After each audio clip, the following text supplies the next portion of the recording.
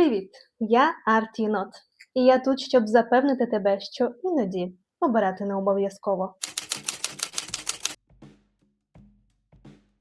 В попередніх відео ми розібралися, хто такі сканери і які типи сканерів існують. Сьогодні ж, нарешті, настав той час, коли ми можемо обговорити, а що, власне, може допомогти нам, сканерам, організувати наш творчий хаос, перестати забувати ідеї або перестати боятись забути ідею та позбавитися відчуття провини за незакінчені проекти. Барбара Шер описує величезну кількість принципів, методів, способів, вправ та інструментів, які допомагають сканерам. Але не бійтеся, я не буду розповідати про всі методи, способи, принципи і так далі. Я розкажу вам про найуніверсальніші та найцікавіші, на мій погляд.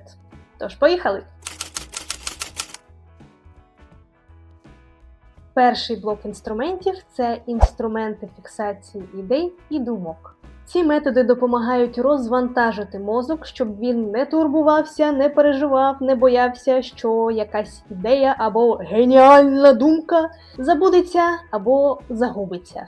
Найпростіші інструменти з цього блоку – це списки. Це список, що я вже зробив, в чому моя нагорода. І третій список – це список улюблених занять. Отже, по порядку. Список, що я вже зробив. Сканери часто почуваються невдахами через те, що у них дуже довгі списки справ, які ніколи не закінчуються. Тож Барбара Шер пропонує вести зворотній список. Це список, куди ви заносите те, що ви вже зробили, вже спробували, вже дослідили. Це зміщує фокус із незавершених справ на реальні досягнення. Список нагород – це те, за чим ви йдете в нове хобі. Як це працює? Вам потрібно виписати останні 5 захоплень. І чесно відповісти, а що в них було найприємніше. Наприклад, ви захотіли навчитися грати на піаніно. Ви зіграли одну пісню для друзів і вас відпустило. Тож, можливо, вашою нагородою було визнання друзів, або ж естетика, або ж змусити людей відчувати позитивні емоції. Якщо вам просто подобався процес натискання клавіш, то, можливо, ваша нагорода – це своєрідна медитація або розслаблення. А якщо ви насолоджувалися розгадуванням, як працюють ноти, то, можливо, ваша нагорода – це інтелектуальний виклик. Розумієте, про що я? В кожній справі, за яку ви беретесь, ви знаходите якусь нагороду для вас. Наприклад, одна з моїх нагород – це створити щось з нічого. Тобто були просто нитки, і з них я створила светрик. XXXL светрик. Нічого собі светрик. Це ковдра.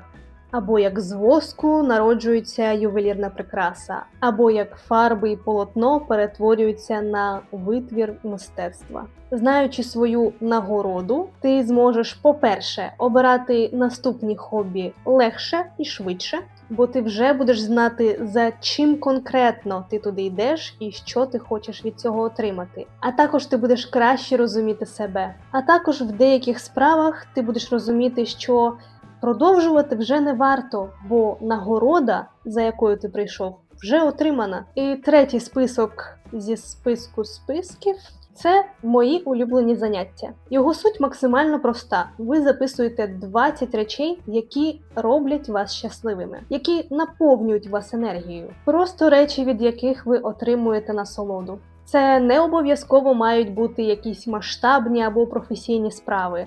Це може бути гладити кота або гуляти в парку, їсти стиглий кавун теж підходить. Вивчати лікарські рослини або архітектуру барокко, організовувати вечірки або ліпити з глини. Все, що вас радує, йде в цей список. Користь від нього полягає в тому, що коли вам погано, у вас поганий настрій, немає енергії, ви втомлені, загублені, ви можете просто відкрити цей список, вибрати пару найпростіших пунктів і виконати їх. Тому що іноді щастя, радість, насолода криється в зовсім маленьких речах. А щаслива людина живе яскравіше.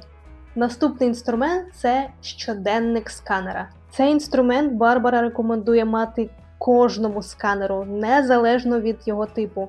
Це великий товстий блокнот, бажано без лінійок, клітинок або навіть точок, куди записується абсолютно все. Ескізи, бізнес-плани, вірші, роздуми – все, абсолютно все. Правило тільки одне – жодної цензури. Єдине, що Барбара не рекомендує записувати до цього щоденнику, це якісь буденні справи. Помити посуд, сходити в магазин, купити картоплю або прибрати в кімнаті. Ідея, яку ви туди записали, вважається збереженою, і вашому мозку не треба турбуватися, що вона десь загубиться. Не менш корисною може виявитися стіна-каталог або дошка-каталог. Це або велика дошка, або частина стіни, куди вивішуються усі поточні інтереси, ідеї та проекти. Це таке собі візуальне меню вашого життя. Ви можете просто підійти до неї і обрати щось за смаком. Те, до чого сьогодні у вас є апетит.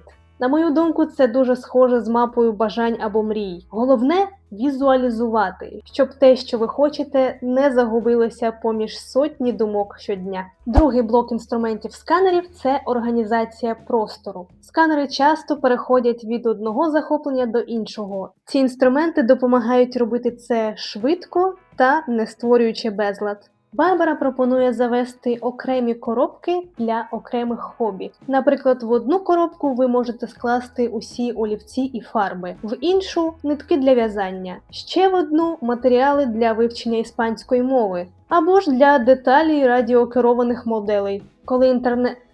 Який інтернет? Інтерес! Рот! Будь ласка, розмовляй! Дякую.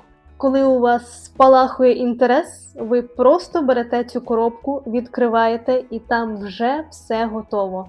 Вам не треба шукати пензлі по всій квартирі або згадувати, де ж був зошит з усіми словами, що я вивчила. Коли ж інтернет... Та чого ж інтернет? Коли ж інтерес починає згасати, ви можете просто скласти всі матеріали назад в коробку і поставити її на полицю до наступного разу. Альтернативою таких коробок можуть бути папки на кільцях. Це для того випадку, якщо ваші захоплення інтелектуального характеру або ж не потребують великої кількості масивних чи об'ємних матеріалів. Ще один інструмент організації простору, який припав мені до душі, це універсальна сумка сканера. Це сумка, пакет, пенал, що завгодно. Базовий набір, який завжди з вами. Якщо ви малюєте, це може бути блокнот і олівець для швидких скетчів. Якщо ви пишете, це може бути знову ж таки блокнот і олівець або ручка, або ж диктофон. Якщо ж ви любите фільмувати, то це може бути камера. Словом, будь-що, що дозволяє вам фіксувати ідеї чи займатися міні-проектами в дорозі, в черзі чи в кафе.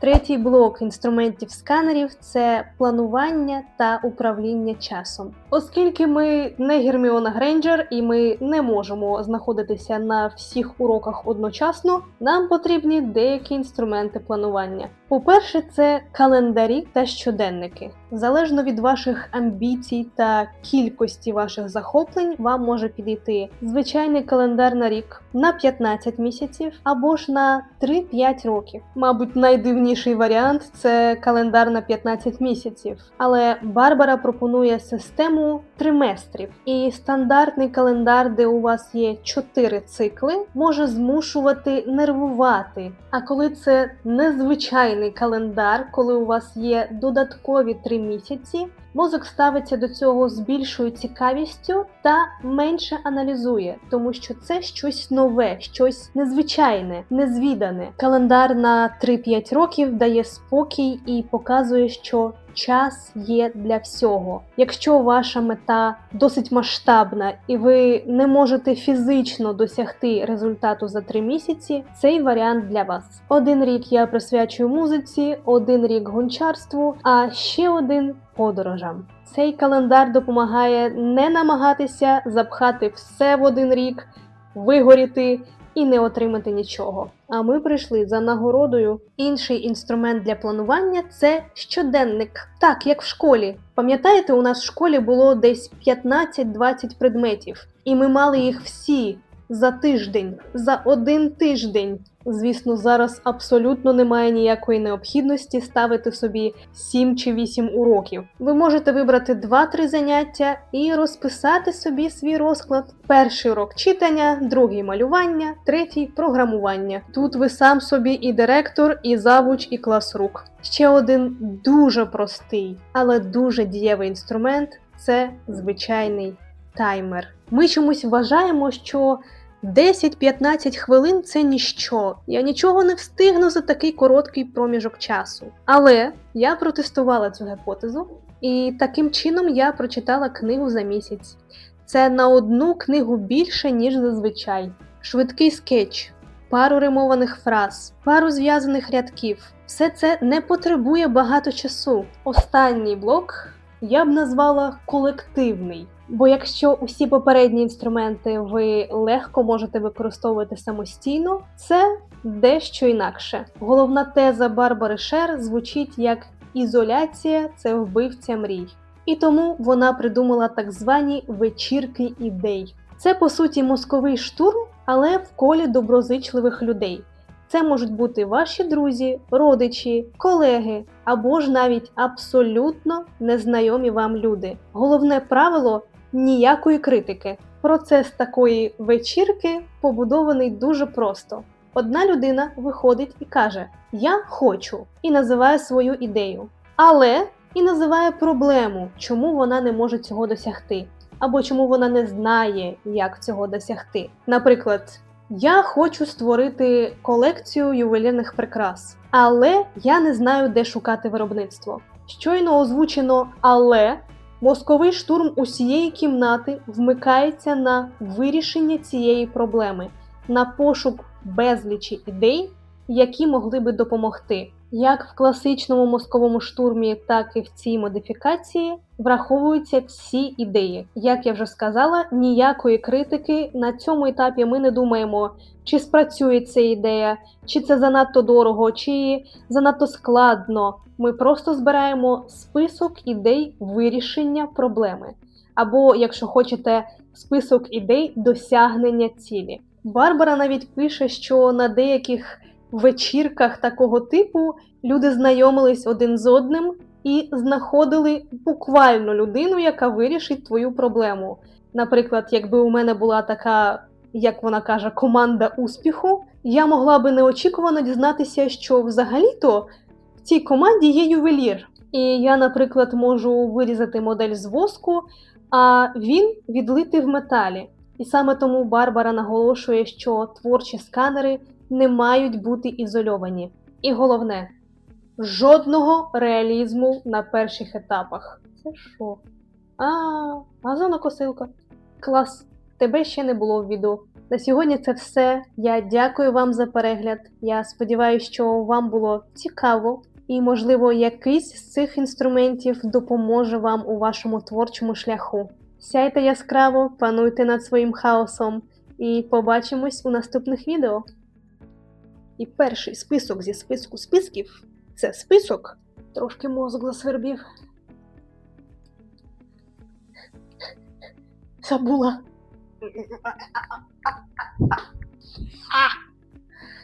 Качка. Чому я завжди роблю отак? Я посилаю вам хвилі добра і світла.